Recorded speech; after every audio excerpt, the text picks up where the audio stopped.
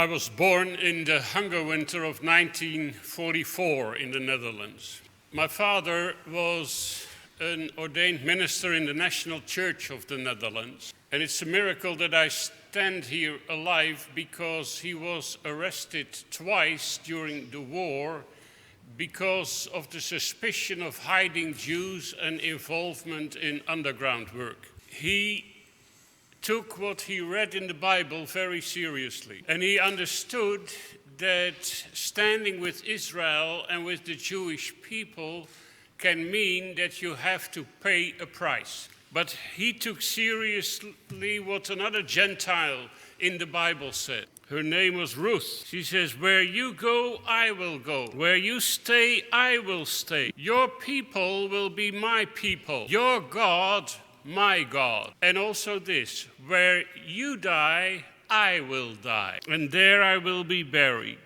Well, he could have died, like the other prisoners who were arrested with him. Standing with Israel means you have to pay a price. It will not come cheap, because the enemies of Israel will hate you for it. And the hatred they have for the Jewish people will hit you too. Now, the war was then, a long time ago.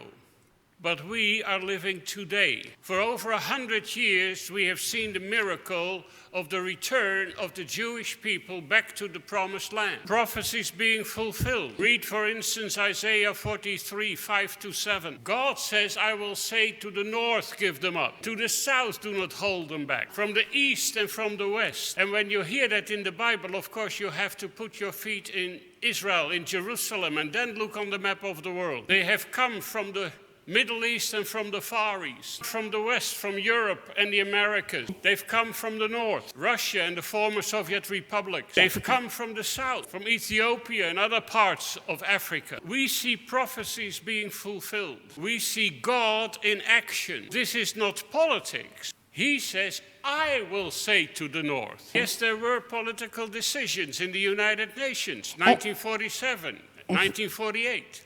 But he moves the hearts of the kings like waterways, so that they take decisions according to his holy will. We see the restoration of Israel. We see the unification after 19 years of Jordanian occupancy of the city of Jerusalem in 1967. Why Jerusalem?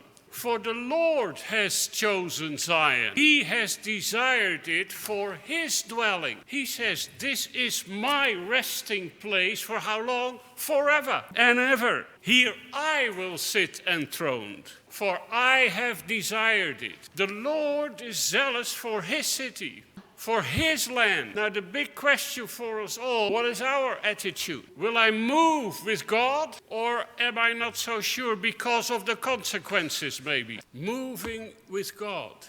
Follow his lead. Take the necessary steps and decisions. You personally, stand with Israel. Your church, let it stand with Israel. Your nation, let it stand with Israel. Because he's watching us closely. He's watching us as nations. One day he will ask, when I was restoring my people in my land, when I was restoring my city of Jerusalem, in preparation of the coming of the King of Kings and the Lord of Lords, the Messiah of Israel, what was your reaction? How did you vote in the United Nations when all these anti-Israel resolutions are on the table? Were you for it or against it? Or did you abstain, which is often a way of saying, yes, we agree, but for political reasons we may come with a price. Taking the decisions to move your embassy, to declare it as the unified city of the independent state of Israel, it will turn you in the camp where the enemies of Israel will hit you. But he will be pleased. So we should all make up our minds.